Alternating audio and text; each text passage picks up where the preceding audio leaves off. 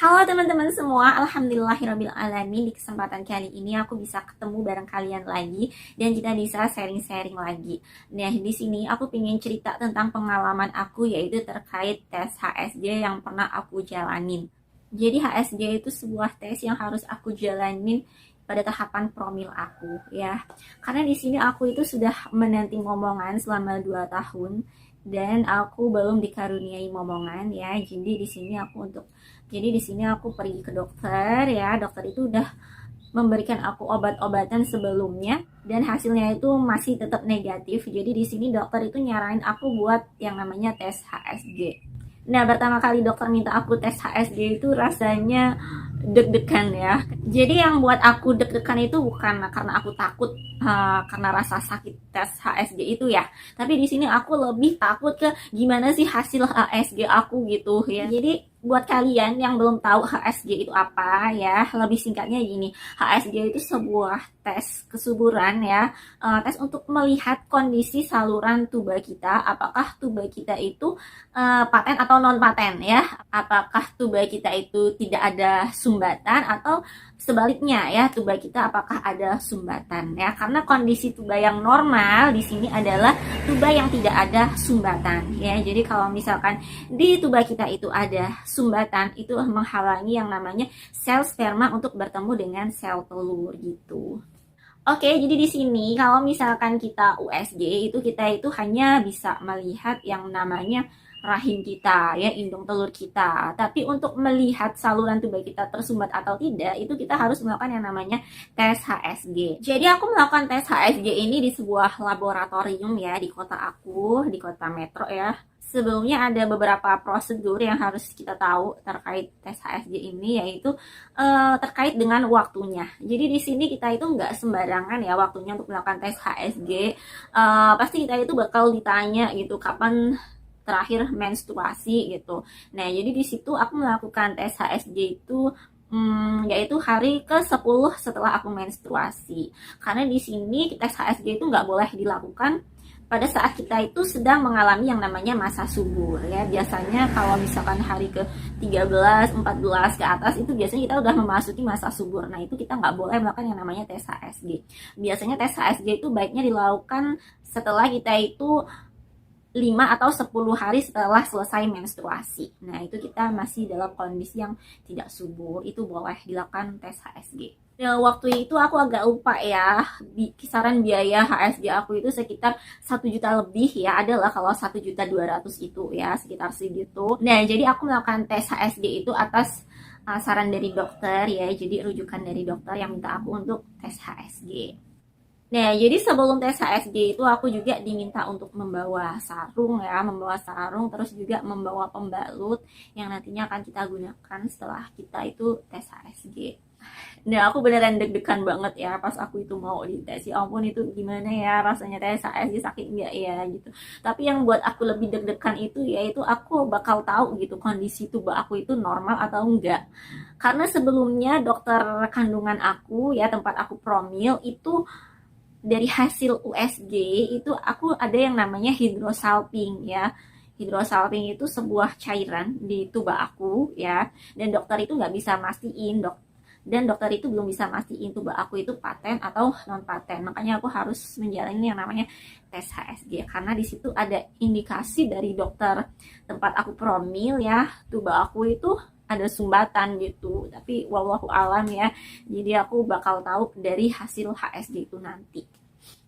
Nah, jadi sebelum aku itu masuk pada tahapan tes HSG, sebelumnya dokter itu melakukan yang namanya USG terlebih dahulu ya. Jadi aku di USG terlebih dahulu di situ untuk melihat gimana sih kondisi rahim aku dan segala macam gitu.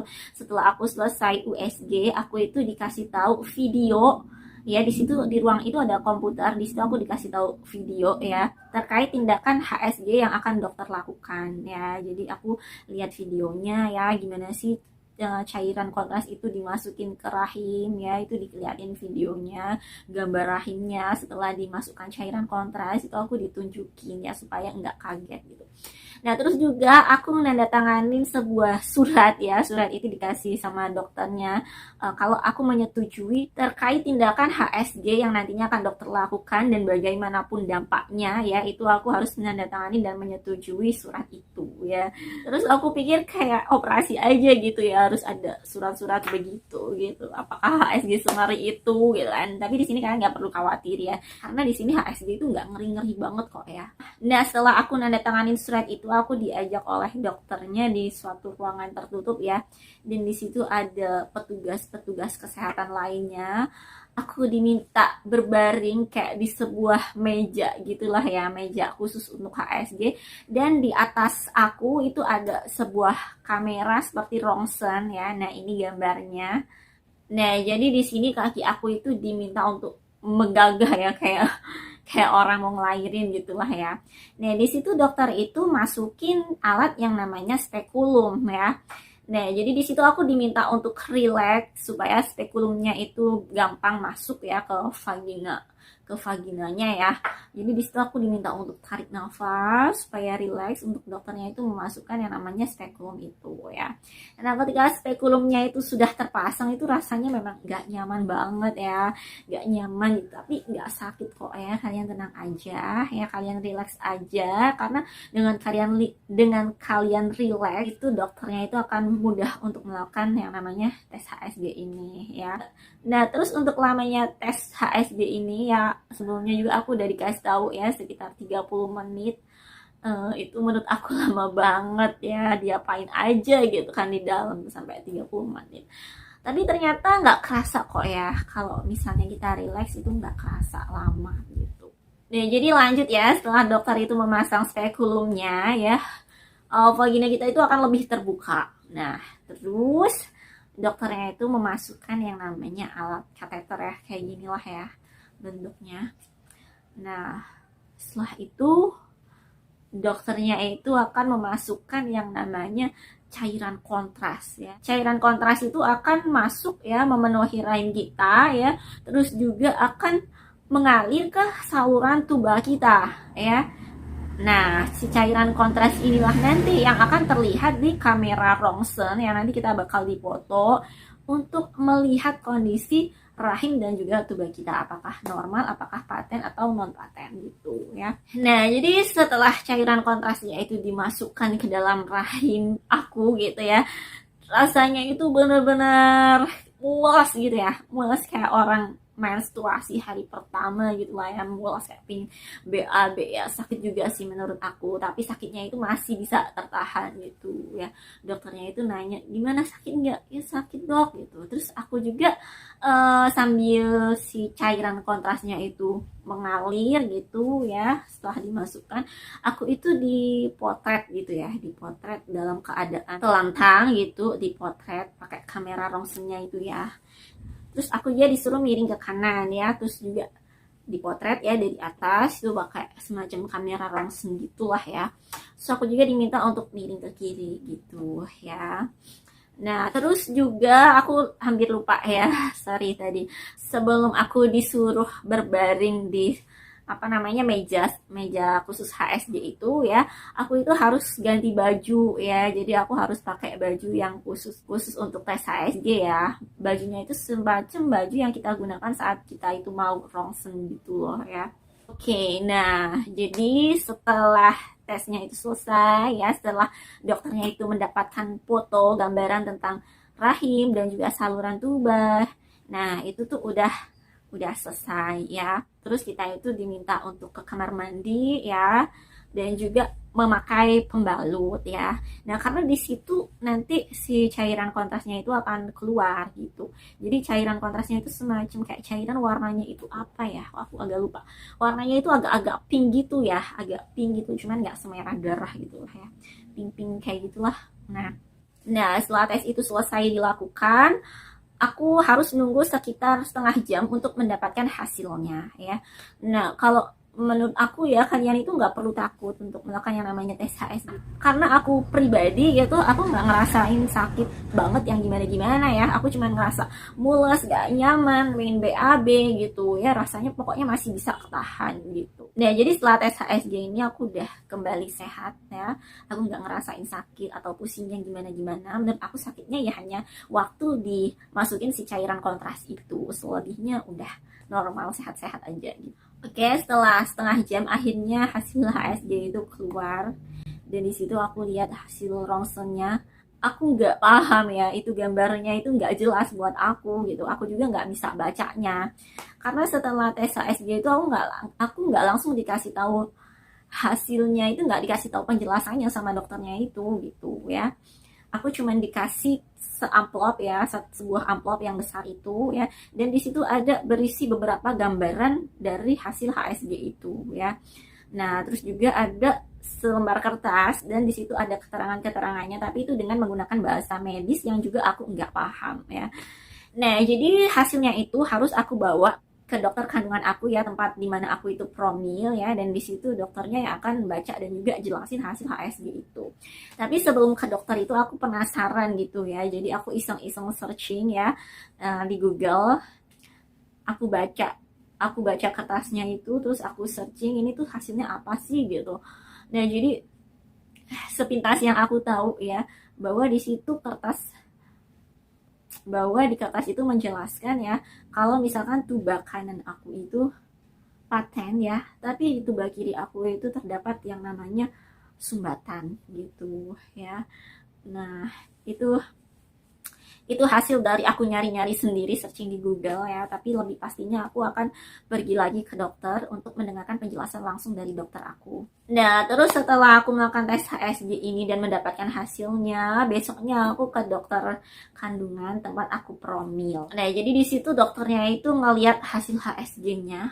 Nah, terus dokternya itu bilang, nah tuh kan benar gitu, ada sumbatan. Jadi prediksi dokternya itu benar gitu ya, bahwa di tuba aku itu ada sumbatan gitu. Tapi alhamdulillahnya ya, sumbatan itu hanya ada di salah satu sisi tuba aku, yaitu tuba sebelah kiri. Dan tuba yang sebelah kanan itu masih paten ya, artinya tuba sebelah kanan itu normal. Karena di sini kita itu punya dua tuba, yaitu tuba kanan dan tuba kiri. Dan sel telur itu akan secara bergantian ya untuk berovulasi ya, apakah di tuba sebelah kanan atau sebelah kiri. Dan di sini artinya aku masih punya harapan untuk bisa hamil normal. Oke, jadi terus aku lanjut bertanya, jadi gimana dok kalau misalkan tubanya itu ada sumbatan? Apakah sumbatan itu bisa dihilangin gitu? Aku tanya kayak gitu. Terus kata dokternya, nggak bisa mbak, kita nggak bisa ngilangin sumbatan itu pakai obat-obatan gitu ataupun lainnya.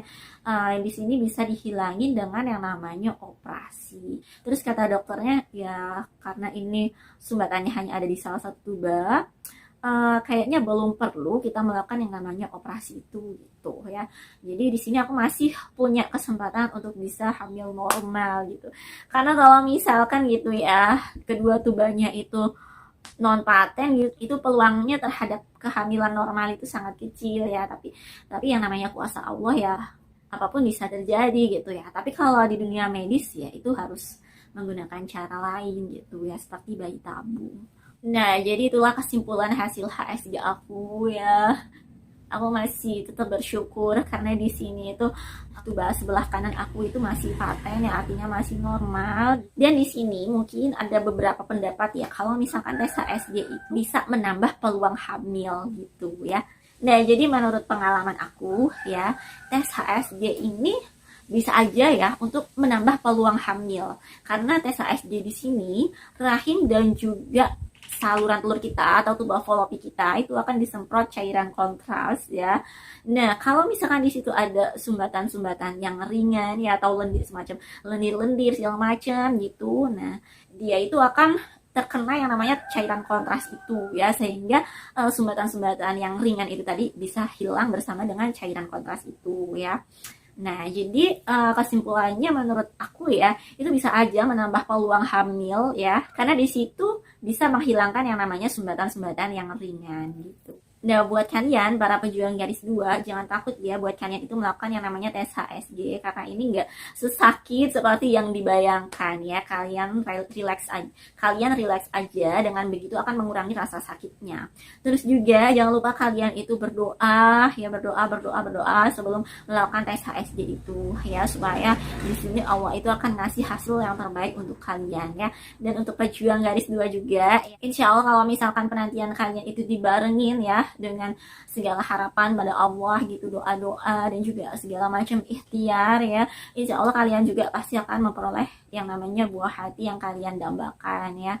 Semoga kalian selalu sehat dan apapun yang kalian harapkan untuk memperoleh buah hati, semoga Allah akan cepat kabulin. Oke. Nah, teman-teman, itu aja sharing dari aku. Semoga video ini bermanfaat buat kalian, dan juga jangan lupa untuk subscribe dan juga share video ini ke teman-teman kalian yang lain. Oke, sampai di sini dulu. Semoga kita bisa ketemu lagi. Sampai jumpa. Bye-bye.